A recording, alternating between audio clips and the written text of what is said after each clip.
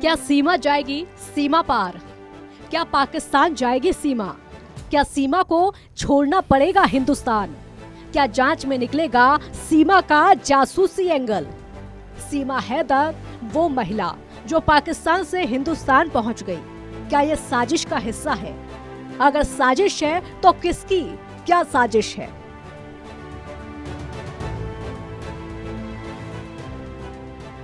ये तमाम सवाल हैं जो कि लगातार सीमा पर उठ रहे हैं।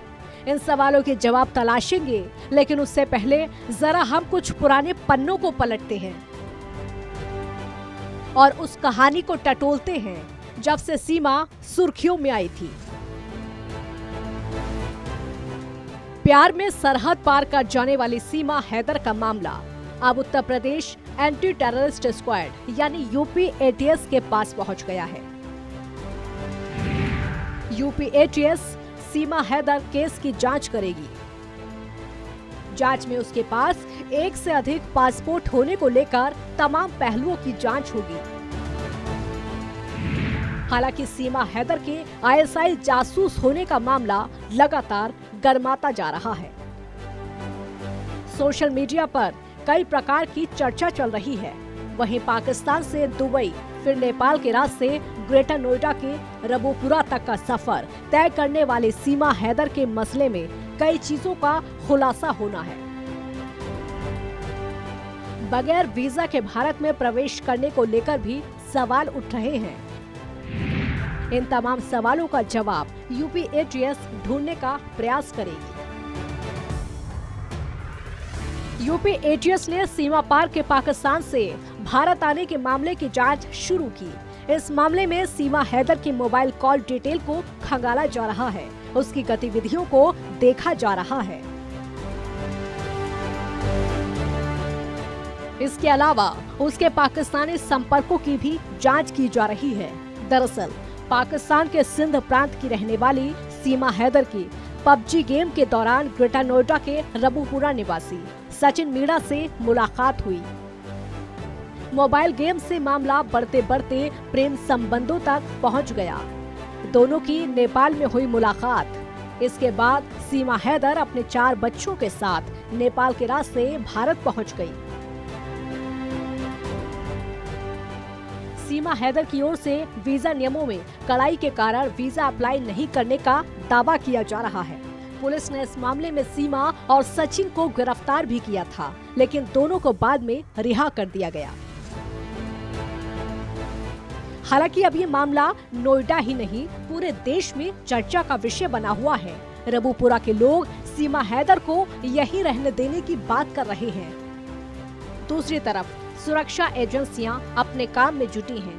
मेरे साथ मौजूद हैं सीमा हैदर या सीमा सचिन? सीमा सचिन सर, सीमा सचिन कह के बुलाएं। मेरी रिक्वेस्ट है आप सबसे कि सीमा सचिन कह के। अपने जीवन के बारे में बताइए, कहाँ कौन कब पैदा हुआ, कहाँ पैदा हुए, कैसे कैसे किन परिस्थितियों में?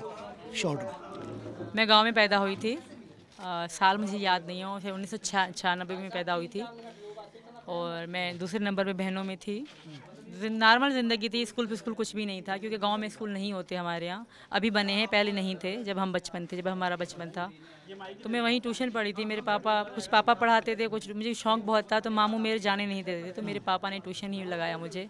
और बेनज़ीर की तरफ से सरकारी लेडीज़ घर घर पढ़ाने आती तो मैं वो पढ़े, वहाँ से पढ़ के मैंने थोड़ी बहुत एजुकेशन हासिल करी। जी सर। पापा ने शादी तय की थी? जी सर, मजबूरी में, क्योंकि मैं किसी और को पसंद करती थी तो वहाँ हमारे यहाँ पसंद करना क्राइम माना जाता है, तो इसलिए मेरी इनसे दूसरी शादी, मैं उनकी दूसरी पत्नी थी तो इनसे मेरी शादी कराई। हैदर के साथ कितना जीवन व्यतीत किया? मैं 6 साल, मतलब 6 साल के 14 से लेकर 19 तक हम साथ रहे। 4 बच्चे हुए? जी सर, इन समय में हुए। इस दौरान बहुत सारे परिस्थितियाँ ऐसी रही होंगी, क्योंकि 6 वर्ष का समय किसी आदमी के साथ अन समझ तरीके से, मतलब जो आपके मन को पसंद ना हो उसके साथ 6 साल बिताना बहुत। वहाँ रह लेती हैं सर, अगर किसी के पास कोई चारा नहीं है, कोई रास्ता नहीं है तो वो रह लेती है। शायद सचिन ना होते मैं भी रहती, हंसती या रोती पर रहती, पर मुझे सचिन मिले। मैं अब आपका जीवन का आगे का उद्देश्य क्या है? मैं यहाँ रहूँगी अपने पति के साथ और मैं यहाँ बहुत खुश हूँ। जी सर, यही है कि बच्चे पढ़ेंगे यहाँ पे, मैं हाउस वाइफ बन के इनकी मम्मी पापा की खिदमत सेवा करूँगी। आपको पता है आप कहाँ पे हैं इस समय? भारत में हूँ। भारत में कहाँ पे हैं? नोएडा में, रबुपुरा। ये नोएडा नहीं है, ये रबुपुरा जो है ये जनपद गौतम बुद्ध नगर है। और यहाँ जेवर में हिंदुस्तान के सबसे बेहतरीन जो प्रोजेक्ट हैं, जो प्रधानमंत्री नरेंद्र मोदी हैं, उनका एक एयरपोर्ट बन रहा है। जानकारी है आपको? नहीं, मुझे जानकारी नहीं थी इनकी। अच्छा। बन चुका है। आधारशिला रख गई है जी, आधारशिला रखी जा चुकी है। अच्छा, मुझे इसका पता नहीं था। अच्छा, नहीं जान। देश तरक्की करे, अब यहीं रहेंगी? बिल्कुल यहीं रहूंगी, मरूंगी भी यहीं, जलूंगी भी यहीं, सब कुछ यहीं होगा। क्या मतलब है तुम्हारा? सरकार से कोई अपील? यही कि हमें नागरिकता यहाँ की दे दें, मेरे बच्चे स्कूल जा सकें। सीमा हैदर को लेकर आतंकी धमकी का भी मामला सामने आ गया है। एक तरफ जांच एजेंसियों की कार्रवाई चल रही है, दूसरी तरफ सीमा हैदर और सचिन की प्रेम कहानी के वीडियो सोशल मीडिया पर खासे वायरल हो रहे हैं। इस मामले ने माहौल को गर्मा दिया है। सीमा को लेकर हो रहे अलग अलग दावे।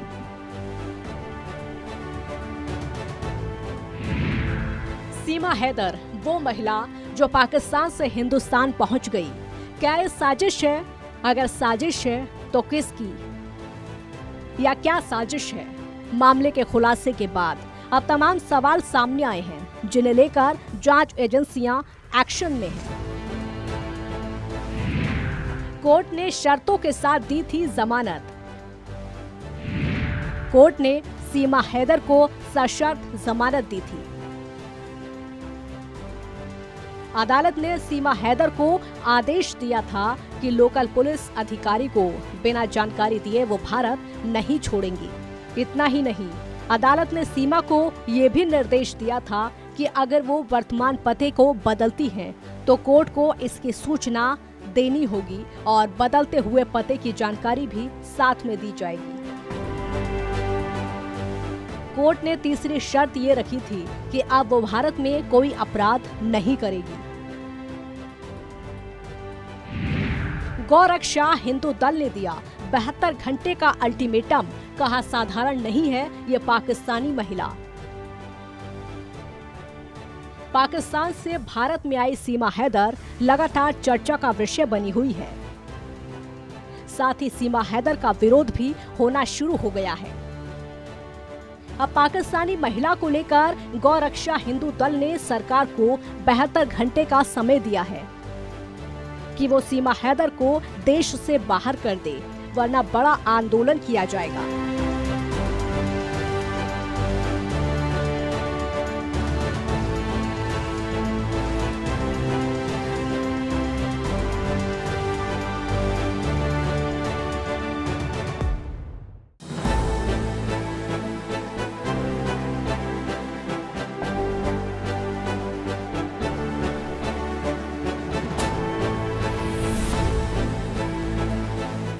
गौरक्षा हिंदू दल के राष्ट्रीय अध्यक्ष वेद नागर ने ग्रेटर नोएडा में पाकिस्तान से आई सीमा हैदर को 72 घंटे में देश से बाहर निकालने का अल्टीमेटम दे दिया है।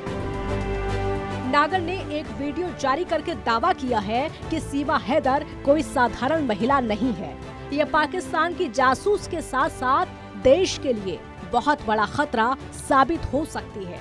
उन्होंने आगे कहा कि खुद को 5वीं फेल बताने वाली महिला अलग अलग भाषाओं के साथ अंग्रेजी में बात कर रही है, मतलब ये कोई साधारण महिला नहीं है। सीमा हैदर 100% मुझे ऐसा लगता है कि जासूस लोगों से मिली हुई है, क्योंकि इसका भाई आर्मी में बताया जाता है। मैं अपनी वीडियो के माध्यम से आप सभी को बताना चाहता हूं कि 72 घंटे के अंदर सीमा हैदर और 4 बच्चों को देश से बाहर निकाला जाए। अगर इनको 72 घंटे के अंदर नहीं निकाला जाता तो हम इस पर आंदोलन करेंगे। वेद नागर ने वीडियो में कहा कि सीमा को किसी भी कीमत पर बर्दाश्त नहीं करेंगे। महिला के 4 बच्चों और सीमा हैदर को 72 घंटे में देश से बाहर नहीं किया तो आंदोलन का रास्ता अपनाया जाएगा, लेकिन दुश्मन मुल्क की महिला बर्दाश्त नहीं की जाएगी।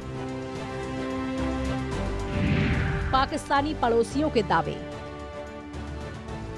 खुद को सीमा का पड़ोसी बताने वाले बुजुर्ग जमाल जखरानी कहते हैं, हमने एक दिन उसे टैक्सी बुलाते और अपने बच्चों और कुछ बैग के साथ घर से निकलते हुए देखा था। हमें लगा कि वो जकोबाबाद में अपने गांव जा रही है, लेकिन महीने भर बाद टीवी चैनल से पता चला कि वो पाकिस्तान छोड़कर भाग गई है। ये जानकर हम सभी हैरान रह गए।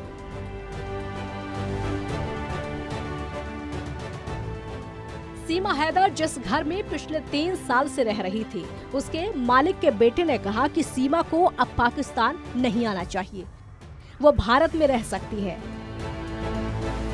लेकिन उसे अपने बच्चों को वापस भेज देना चाहिए। अब सीमा मुस्लिम भी नहीं रही। वहीं सीमा हैदर के पति गुलाम ने कहा कि वो सीमा से अभी बहुत प्यार करते हैं। वो चाहते हैं कि सीमा बच्चों को लेकर उनके पास वापस लौट आए। अगर सीमा को लगता है कि वो पाकिस्तान में महफूज नहीं है, तो वो उन्हें अपने साथ सऊदी अरब ले आएंगे, बच्चों को और सीमा को अपने साथ रखेंगे और सऊदी में ही सेटल हो जाएंगे। सचिन, अब आगे भविष्य की क्या योजना है?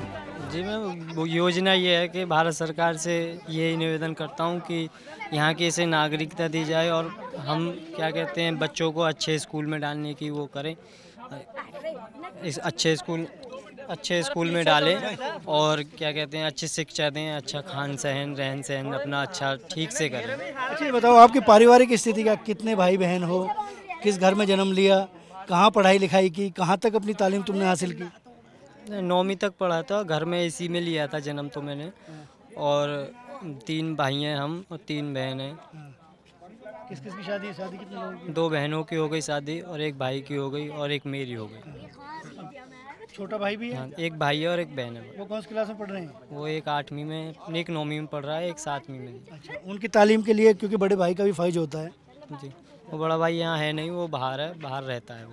नहीं, तुम्हारा भी तो फ़र्ज है उनके प्रति कुछ। क्या अब इनको बच्चों को पालोगे या अपने घर वालों को? सबको, बच्चों को भी पालेंगे, घर वालों को भी पालेंगे। ऐसा तो ना बच्चे मिल गए तो घर वालों को छोड़ दे, नहीं, पर घर वाले को भी पालेंगे और बच्चों को भी पालेंगे और उसको भी पालेंगे। ये जो पूरी यात्रा है, शादी वगैरह की है अभी नहीं?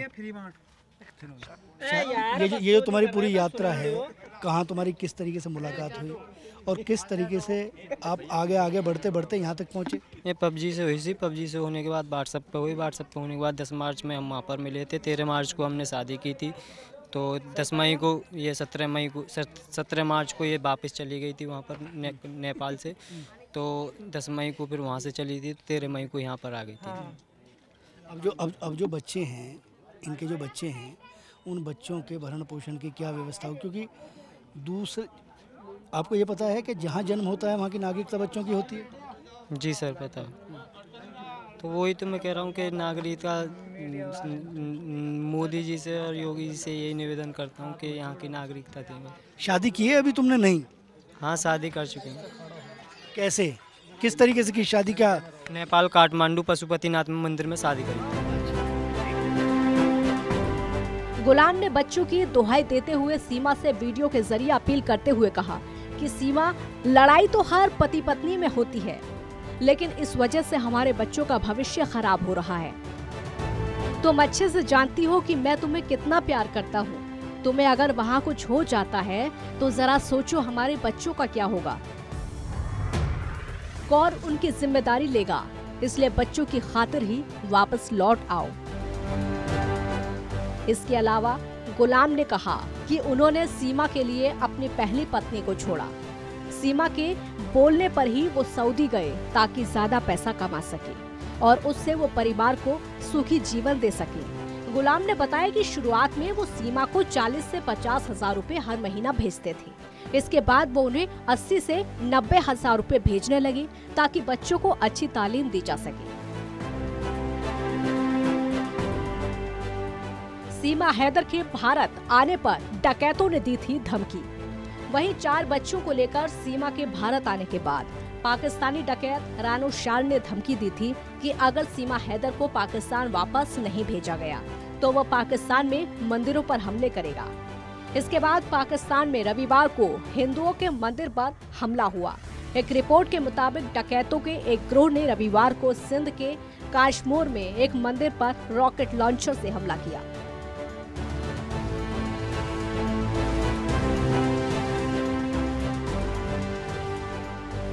हमलावरों ने गौसपुर पुलिस स्टेशन के अधिकार क्षेत्र में एक पूजा स्थल और आसपास के समुदाय के घरों पर हमला किया। उन्होंने न सिर्फ मंदिर को निशाना बनाया बल्कि अंधाधुंध गोलीबारी की। इसके बाद काशमोर कंदकोट के एसएसपी इरफान सैमो के नेतृत्व में पुलिस टीम घटनास्थल पर पहुंची। और आपको बता दें कि सीमा हैदर भी पाकिस्तान के सिंध प्रांत की रहने वाली है। पुलिस अधिकारी ने कहा कि डकैतों ने पूजा स्थल पर रॉकेट लॉन्चर दागे। हालांकि हमले के वक्त मंदिर बंद था। अधिकारी ने कहा कि ये बागड़ी समुदाय द्वारा संचालित धार्मिक सेवाओं के लिए हर साल खुलता है। पाकिस्तानी सीमा हैदर मामले की जांच करेगी यूपी एटीएस। साथ में उनकी मदद करेगी पुलिस हेडक्वार्टर की एक टीम।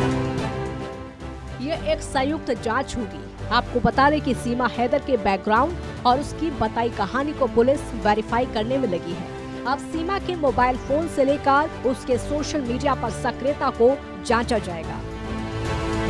यूपी एटीएस हैदर के पाकिस्तान से दुबई और फिर नेपाल के रास्ते भारत आने के पूरे रूट और नेटवर्क को खंगाल रही है। इस पूरे मूवमेंट के दौरान सीमा हैदर के मददगार उसने कितने मोबाइल नंबरों का इस्तेमाल किया, इसका पूरा डेटा खंगाला जाएगा। सीमा हैदर के साथ साथ ग्रेटर नोएडा में बातचीत के लिए किन किन नंबरों का इस्तेमाल किया गया, किस किस इंटरनेट ऐप के जरिए बात करते थे, इसका डेटा खंगाला जा रहा है। दूसरी तरफ केंद्रीय खुफिया एजेंसियां भी सीमा हैदर के पाकिस्तान में बैकग्राउंड चेक करवा रही हैं। सीमा हैदर का पूरा प्रोफाइल और पाकिस्तान में उसके परिजनों के बारे में जानकारी जुटाई जा रही है। News desk, network time.